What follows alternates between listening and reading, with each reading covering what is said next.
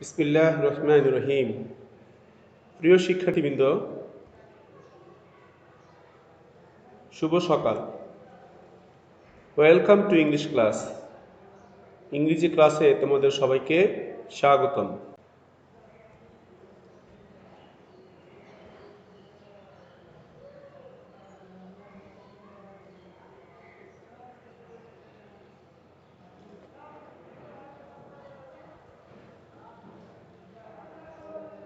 Today's lesson is matching sentence.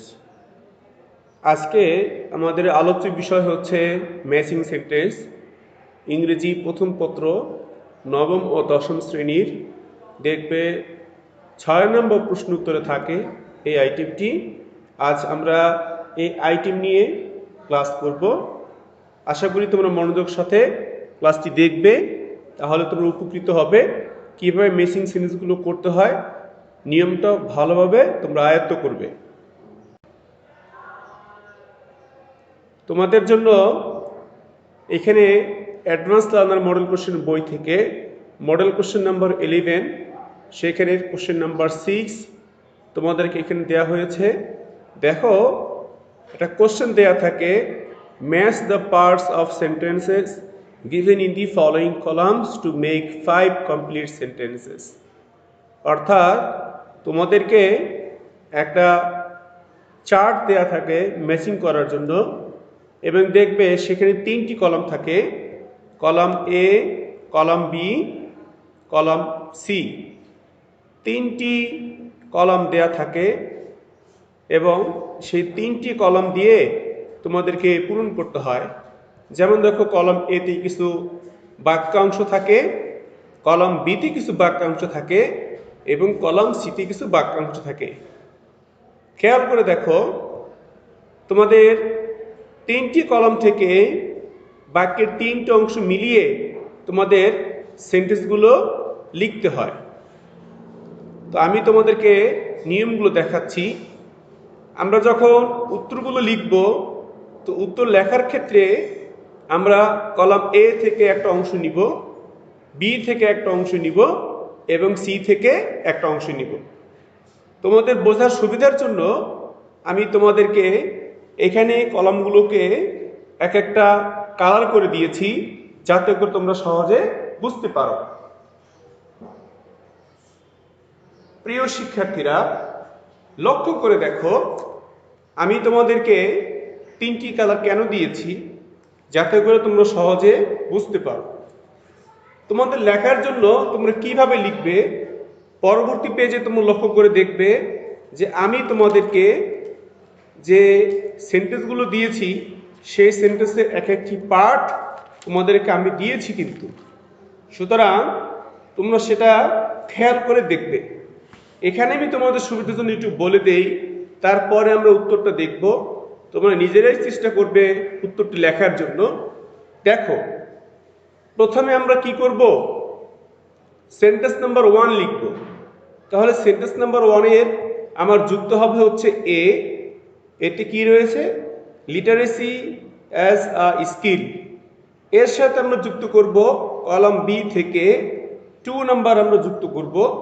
দেখো, 2 রয়েছে, was first institutionalised. এরপরে দেখো, এর সাথে যুক্ত হবে কলাম সি থেকে 3 নম্বর সেন্টেন্স, সেন্টেন্সের অংশ বিশেষ, in Mesopotamia, Syria, Egypt and China. তোমাদের বোঝার সুবিধার জন্য আমি এই 3টি অংশ অর্থ সহকারে বলে দিচ্ছি। দেখো, লিটারেসি অ্যাজ আ স্কিল অর্থাৎ সাক্ষরতা একটি দক্ষতা হিসেবে, ওয়াজ ফার্স্ট ইনস্টিটিউশনালাইজড প্রথম প্রাতিষ্ঠানিক রূপ লাভ করে, in Mesopotamia, Syria, Egypt and China. অর্থাৎ এটা মেসোপটেমিয়ায়, সিরিয়াতে, ইজিপ্ট মানে মিশরে এবং চীনে প্রাতিষ্ঠানিক লাভ করে। প্রিয় শিক্ষার্থীরা, আমরা দেখিনি, খেয়াল করে কিভাবে আমরা উত্তরগুলো যখন লিখবে সর্বাঙ্গীন সুন্দর করে answer to the question number 6 এইভাবে তোমরা লিখে নিবে।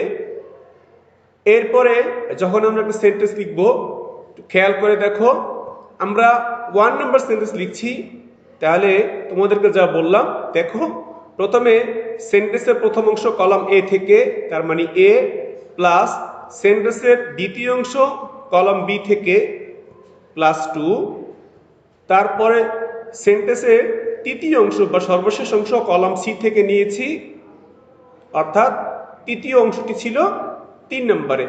তাহলে দেখো 1 নম্বর সেন্টেন্সের জন্য কলাম এ থেকে নিয়েছি, তারপরে হচ্ছে কলাম বি থেকে 2 নম্বর সেন্টেন্সের অংশ, তারপরে হচ্ছে কলাম সি থেকে পার্ট 3 এখানে নেওয়া হয়েছে। 3টি পার্ট সংযোজন করে একটি সেন্টেন্স এখানে তৈরি করা হয়েছে। 3টি পার্টকে বোঝানোর জন্য 3টি কালার এখানে ব্যবহার করা হয়েছে। সেন্টেন্সটি একটি সেন্টেন্স বা 3টি পার্ট। দেখো, literacy as skill was first institutionalised in Mesopotamia, Syria, Egypt and China.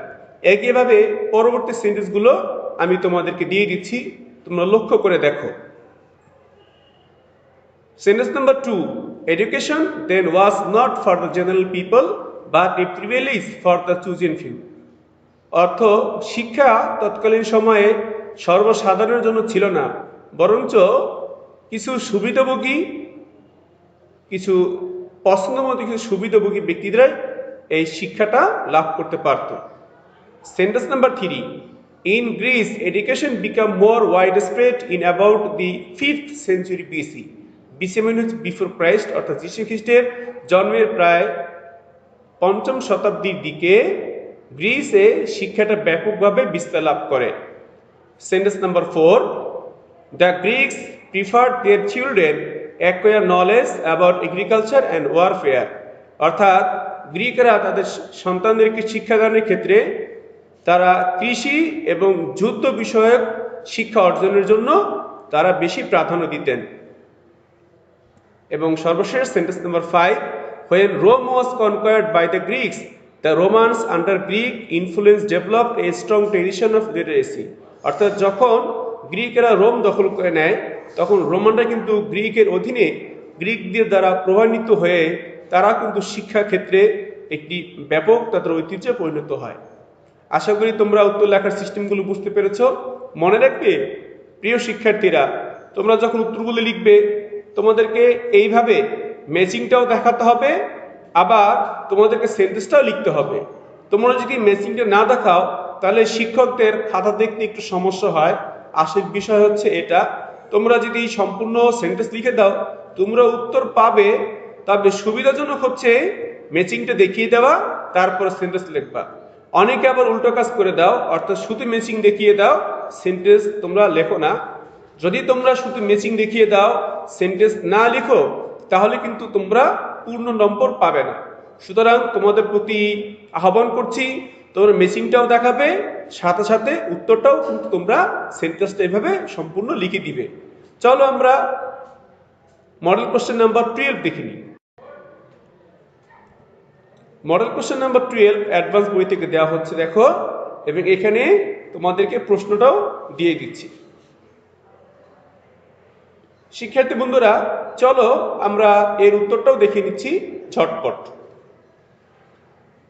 এখানে কিন্তু তোমাদের জন্য 3টি কলামে 3টি কালার দেওয়া হয়েছে, অর্থাৎ সেন্টেন্সের এক একটা পার্ট হিসেবে আমরা নিব, সেই জন্য 3টি কালার দেওয়া হয়েছে তোমাদের বোঝার সুবিধার জন্য। প্রিয় শিক্ষার্থীরা, তোমাদেরকে এখানে মডেল কোশ্চেন 12 এর অ্যান্সারটা দেওয়া হচ্ছে। পূর্বে নিয়মই দেখো, আমি শুধু উত্তরটা বলে দিচ্ছি। Sentence number 1, environment pollution has become one of the greatest problems in this modern age.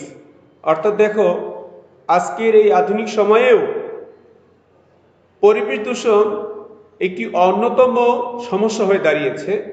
Sentence number 2, in our cities air is constantly being polluted by smoke of factories and vehicles। অর্থাৎ আমাদের শহরগুলোতে বাতাস কিন্তু প্রতিনিয়ত দূষিত হচ্ছে কলকারখানা এবং যানবাহনের ধোঁয়ার দ্বারা। Sentence number 3, even the ground we walk on both in urban and rural areas is polluted by garbage। এমনকি আমরা যে গ্রামে বা শহরে যে কোনো জায়গায় চলাচল করি না কেন, উভয় জায়গাতেই ময়লা আবর্জনা দিয়ে আমাদের পরিবেশ দূষিত হচ্ছে, আমাদের মাটিগুলো দূষিত হচ্ছে। Sentence number 4, water is also polluted in various ways in our country. আমাদের দেশে নানানভাবে পানিও কিন্তু দূষিত হচ্ছে। সর্বশেষ সেন্টেন্স নাম্বার 5 দেখি, measures must be taken to control such an alarming problem.